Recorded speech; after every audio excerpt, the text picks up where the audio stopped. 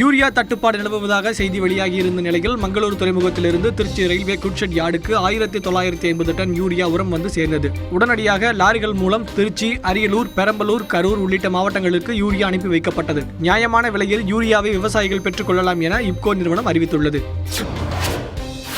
மன்னார் வளைகுடா பகுதியில் தற்போது உருவாகியுள்ள காலநிலை மாற்றத்தாலும் புவி வெப்பமயமாதலாலும் தீவுகள் பல கடலுக்குள் மூழ்கி வருகின்றன. இதே நிலை நீடித்தால் மேலும் பல தீவுகள் அழியும் ஆபத்து உள்ளதாக கடலியல் நிபுணர்கள் எச்சரித்துள்ளனர். எனவே தீவுக்கரைகளில் ஏற்படும் மண் அரிப்பை தடுத்து அழியும் தீவுகளை விரைந்து காப்பாற்ற நடவடிக்கை எடுக்குமாறு கோரிக்கை விடுக்கப்பட்டுள்ளது. உலக முட்டை தினத்தையொட்டி நாமக்கல்லில் பொதுமக்களுக்கும் பள்ளி குழந்தைகளுக்கும் வேக வைத்த முட்டைகள் இலவசமாக விநியோகிக்கப்பட்டன. சைவ உணவான முட்டையில் வைட்டமின், கால்சியம் உள்ளிட்ட சத்துகள் உள்ளன. ஒரு கப் டீ 8 ரூபாய் முதல் 10 ரூபாய் அளவுக்கு விற்பனை செய்யப்படுகிறது. ஆனால் ஒரு முட்டை 4 ரூபாய்க்கு கிடைக்கிறது. எனவே முட்டை சாப்பிடும் பழக்கத்தை ஏற்படுத்திக் கொள்வது உடல் ஆரோக்கியத்திற்கு நல்லது. தூத்துக்குடி அருகே கிளாக்குளத்தில் 7வது வகுப்பு மாணவி புனிதா என்பவர் பாலியல் பலாத்காரம் செய்யப்பட்டு கொலை செய்யப்பட்ட வழக்கில் முக்கிய குற்றவாளியான சுப்பையாவிடம் விசாரணை நடத்தப்பட்டது. தூத்துக்குடி மகளிர் நீதிமன்றத்தில் ஆஜர்படுத்தப்பட்ட சுப்பையாவிடம் பொறுப்பு நீதிபதி பால்துரை விசாரணை மேற்கொண்டார். தூத்துக்குடியில் பெரும் பரபரப்பை ஏற்படுத்திய இந்த வழக்கில் 30 சாட்சிகளின் விசாரணை ஏற்கனவே முடிந்துவிட்டது.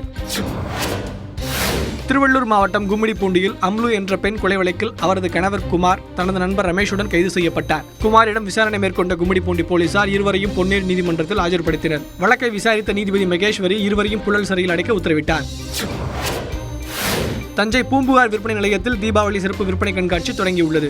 இங்கு ஆடை ஆபரணங்கள், மதுரை சுங்குடி சேலைகள், ராஜஸ்தான் மாநில துணி வகைகள், ஆந்திராவின் காட்டன் சேலைகள், வாழை நாருடன் பட்டு கலந்து உருவாக்கப்பட்ட சேலைகள் மற்றும் அழகு சாதன பொருட்கள் விற்பனைக்கு வைக்கப்பட்டுள்ளன. வரும் 21ஆம் தேதி வரை இந்த கண்காட்சி நடைபெற உள்ளது.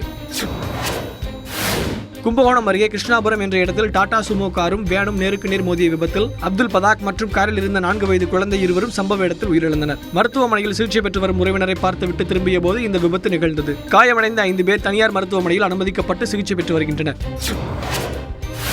திருவண்ணாமலை மாவட்டம் ஆரணி அடுத்த முள்ளண்டிரம் என்ற கிராமத்தில் உள்ள ஸ்ரீ ரேணுகாம்பாள் கோவிலில் புதிய தேர் வெள்ளோட்டம் விடப்பட்டது. சுற்றுவட்டார கிராம மக்கள் பெருமளவில் கலந்து கொண்டு வடம் பிடித்து தேரை இழுத்தனர். 50 ஆண்டு பாரம்பரியமிக்க தேர் திருவிழாவுக்காக புதிய தேர் உருவாக்கும் பணி கடந்த 2 ஆண்டுகளாக நடைபெற்றது.